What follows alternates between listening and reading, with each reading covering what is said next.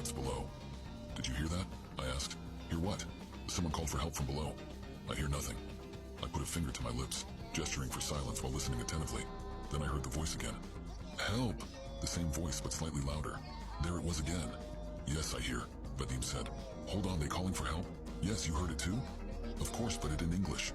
It wasn't too unusual for the children to pick up on an English word or two while we were visiting, but this wasn't that. It didn't make sense for a young girl to know that word, not in a tiny Siberian village. Vadim called out for the voice, but no one responded. "Damn it, can we make this thing go any faster?" At 4,000 feet, more than an hour had passed, and we couldn't see the bottom yet. It had been quite some time since we heard the voice, and I had developed a throbbing headache from the heat. If someone had really called out from the bottom, we should have reached it already. "Guys, I see light," Vadim announced. "What are you talking about?" "Light at bottom, look!" He frantically jumped up and down while pointing towards the darkness below. "There's nothing there, Vadim," Stanley said. "How can you not see? It's so bright." I glanced over at Stanley in confusion. My first thought was that Vadim was going crazy due to the heat and darkness.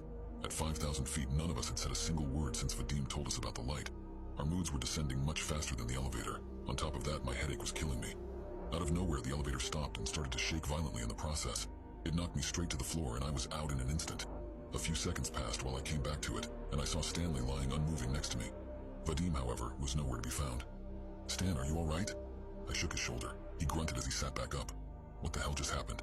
"I don't know, man, but Vadim's gone." "What? Where did he go?" "I don't know, he just vanished."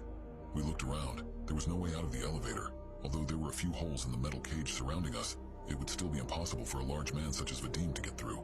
"Hey, I found the walkie," Stanley said. "Try calling the surface." He called for help, but static was the only response. We tried to call out for Vadim, but he was far gone. The elevator started descending again. "Screw this, let's go back up," Stanley pleaded. I clicked a few buttons on the panel. "How? The controls are broken, only the ones at the surface work."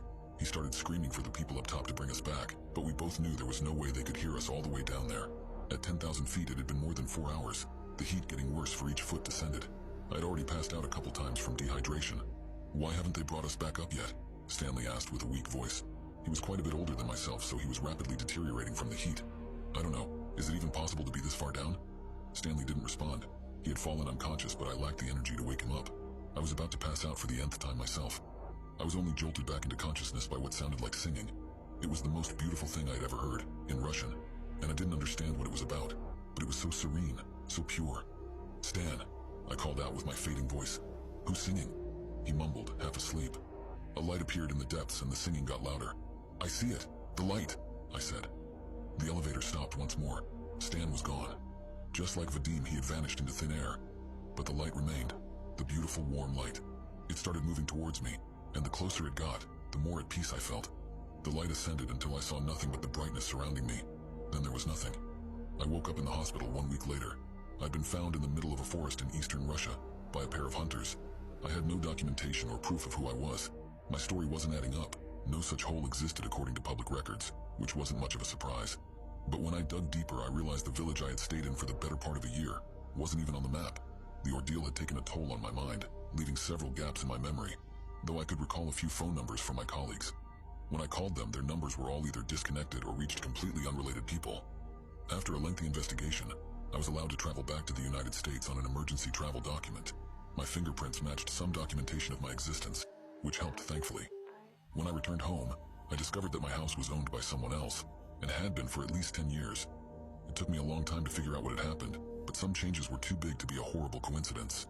Putting aside the personal changes I've experienced here, even world history doesn't match what I remember studying. Geography is vastly different.